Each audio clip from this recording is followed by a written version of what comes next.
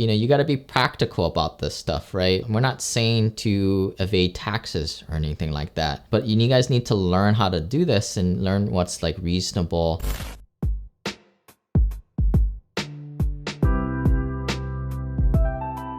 All right, guys. So a lot of you guys have sent in a lot of mail about starting a business and you wanted to kind of just be really efficient.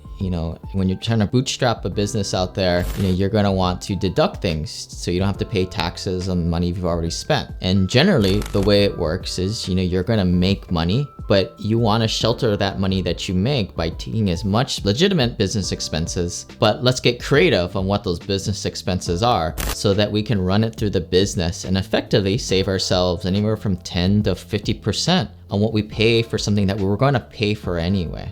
Let's talk about a few common examples. Really, I don't care what business you are, but you have to kind of brainstorm on what are things that are necessary and reasonable for that business in the pursuit of money. If you're ever kind of wondering, well, is this expensible? Is this a business expense? Well, you always need to ask that question. If it weren't for me trying to sell an object or doing any kind of service in the pursuit of money, would I have need to spend money on this? And was it reasonable? So a t-shirt printing business, you need the press.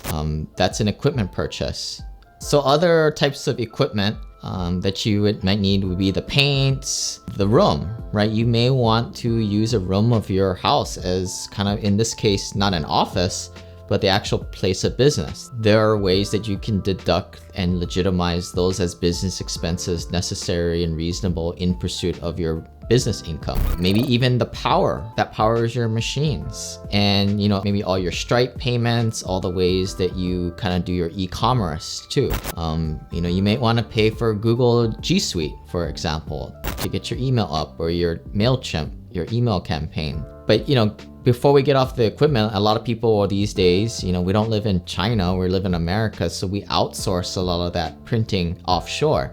And that's cool. Great way to run a business, right? Depending on what you're trying to do. But this kind of takes away a lot of those expenses. And in a way, if you're the good business entrepreneur, you figure out that it's cheaper for you to do that and outsource it, then great. But you can't deduct those things now, right? So now we're kind of thinking about other things that we can deduct that are, again, reasonable in the pursuit of us making this money. So in that case, maybe you're an artist or you're doing it on your iPad. Those are necessary pieces of your business. So if you need the iPad pencil to draw stuff, I would just go after the iPad Pro and get it, especially if you wanted it anyway. I would say it's probably definitely reasonable in the pursuit of your business. But if you're bootstrapping it, and you don't have any money, that's just a stupid business mistake, that just to buy all this cool equipment and you don't have the money that's coming in to pay for this stuff. But that's another separate thing. I'm just here to kind of unravel and get the brainstorming going for you guys to start thinking about what you can buy. So like everything, if you're just the person on the side that's thinking of the idea, making the design, that's all equipment purchases, the software, like any kind of e-commerce type of activities. Maybe you're in like a art club. This is where I would kind of discuss if it's customary and reasonable with your tax professional. You really need to do that to create these designs that you're making. But, going off, if you're paying like a service fee or shipping fee, if you're outsourcing that design, those are very necessary expenses that you should be able to deduct in your business.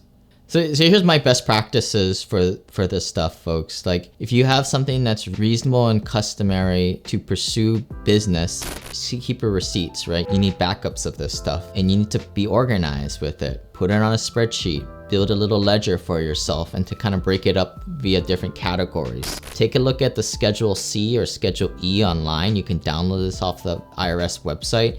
And ultimately, your CPA or yourself is going to have to put this into the forms, into the different categories that's on that form. So you might as well begin with the end in mind. And as you start to accumulate these expenses, don't just put the bunch of receipts in the shoebox. I mean, who does this these days, right? Scan them, put them into Dropbox, put them into Google Drive, but then also put the amounts into your spreadsheet so you don't get overwhelmed by the time you do taxes.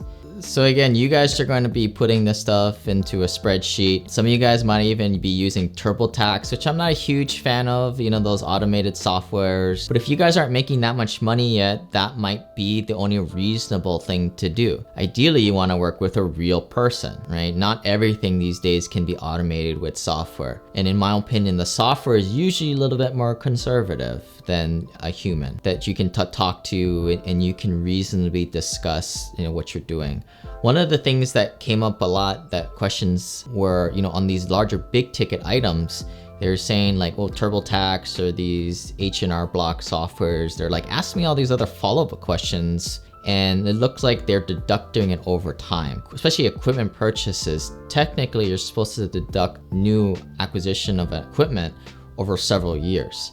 Now, when I used to own a rental property, you know, like take a large expense like a HVAC or the air conditioner, you know, $3,000–4,000. Now, on a larger piece like that, especially that exceeds the $2,500 de minimis rule, and you guys can Google that on the side. But basically the government's like, yeah, we know this is kind of a pain in the butt to keep track of all this stuff, and especially to figure out how much is you deduct every year. Just like how when you deduct a rental property, you got to deduct it over 27 years for most residential properties. For if you buy a large piece of equipment, you're supposed to deduct it over anywhere from 5 to 7, 11 years, depending what type it is. It's kind of confusing, right? So ideally you want to try and deduct it as a de minimis rule, where you're trying to just ideally deduct it all in the first year. And if you were to ask me which is better, you always want to deduct things as quick as possible, as soon as possible.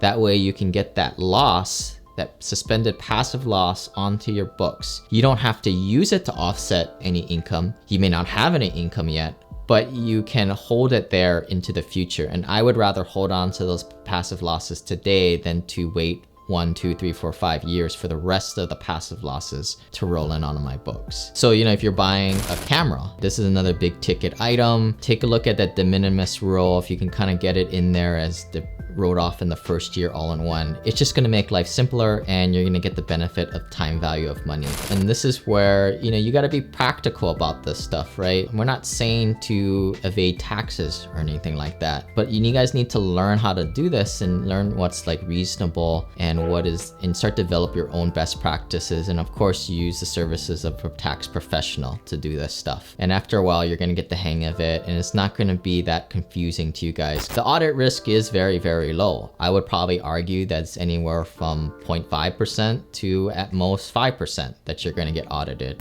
And even if you do get audited, most cases you're probably going to win, especially if you have your tax professional work the case for you, which I would always recommend. Never talking to the IRS by yourself. The reason why I'm usually pretty bold about this and why I'm comfortable kind of getting on the camera, even though I'm not a CPA, lawyer, I'm not giving any tax advice, I don't try to really pull a fast one on the taxes.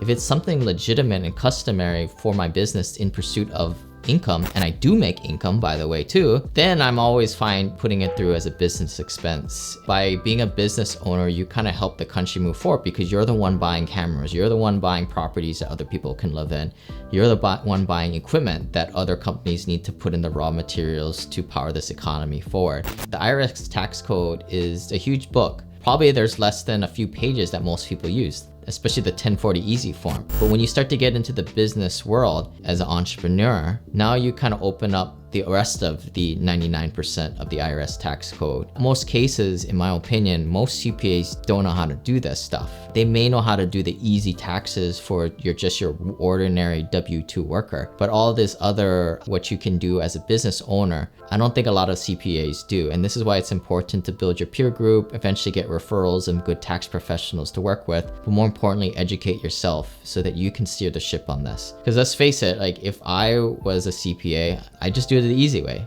If you, the person over there that doesn't know what's going on. When I was an engineer, I would just do the easy way so I can get home on Friday the quickest possible. Why would I want to complicate my life?